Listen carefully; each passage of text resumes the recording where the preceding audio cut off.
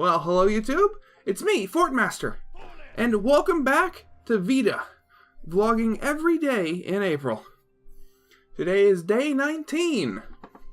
We're almost 2/3 of the way through. On my end, nothing to report, except that it's suddenly gotten a lot warmer, and unfortunately that means that when we do eventually get the AC working in my house, that's going to mean that virtually none of the air is going to get up to my room. So that's going to suck. Other than that, let's move on to the questions.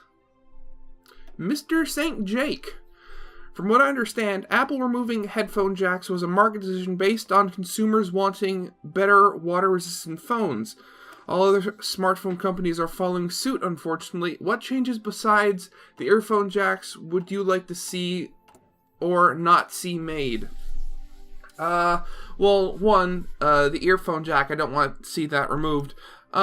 Basically for the fact that, I mean, that's why I like Samsung, because they're not doing that. Though, I mean, they are doing that whole foldable phone thing, which apparently is not going that well. But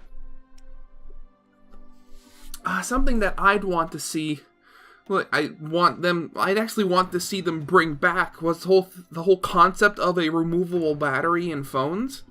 Just for basic fact is, like, again, this kind of goes towards what Apple was doing, where they said they were throttling throttling older phones with software, with the software updates, so that the older batteries wouldn't be worked as hard.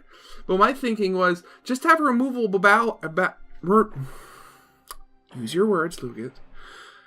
Have the battery be removable, so it doesn't cost $200 to have the phone sent back to Apple to have it taken apart, put a new battery in, and sent back to you. Instead, you just buy the battery and you can replace it yourself. That'd be so much cheaper. But no.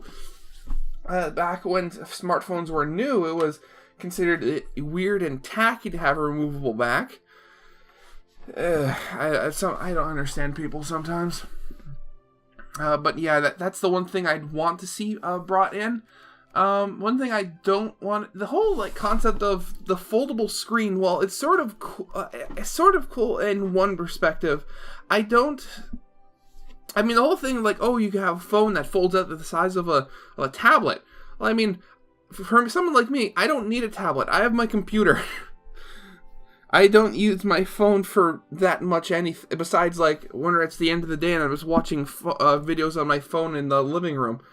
But other than that, I don't use it that much. Yeah. Lee Daniel, what is your dream car? Dream car.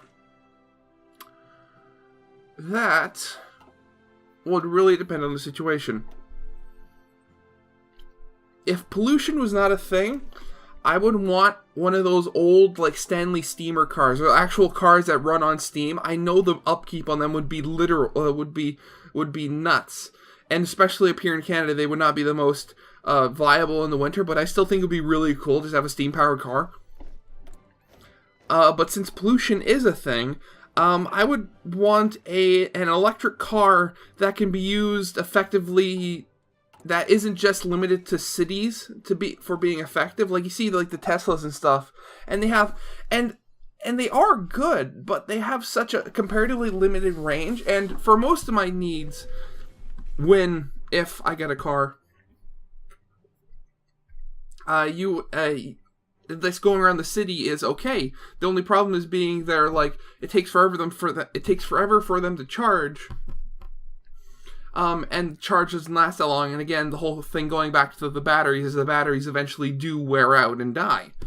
I would want an electric car that had the mileage to go, like, well, because we have a trailer that we use as a cottage up north in Wasaga Beach, and even then, sometimes at a certain part of the year, I go even further up north because I'm a scout leader, and then we have our scout camp up in Huntsville.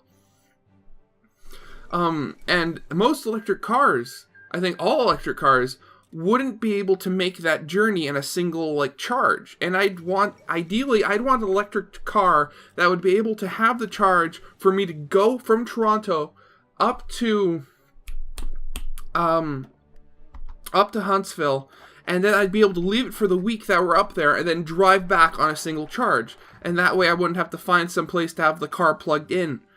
But with technology as it is, something like that is probably not going to be viable and for another decade, possibly, with the way they're trying to figure out batteries and such. Or who knows? Maybe by then they'll find some other like wonder fuel or power source to power our vehicles with. And Cod Binder, what's your dream job? Dream job. It would have to go across with right now I have my cousin and my uncle. They're helping me out with my resume and cover letter. I'm trying to get a job as a right now as an animator, in like Ubisoft or some other game company. Just anything will do at the moment. I'm not being picky. My dream job would either be as a game developer, like being in charge of the development of games, and then because I have a couple of ideas for games that I don't really see. It's like that seeing that it's like that itch that you have, but nothing is really scratching it. Or roll the dice, being able to make money off of just doing this, being on YouTube. I mean, that would be really cool. You see how rich some of those vloggers or whatever they are do just by being them. But if I could somehow make it doing that, doing this, or cross my fingers, getting hired by a video game company, that would be just wonderful. Yeah. So, that's it for today.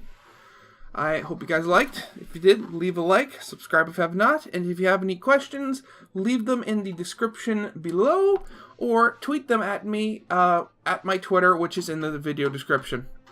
I will see you guys tomorrow. Goodbye.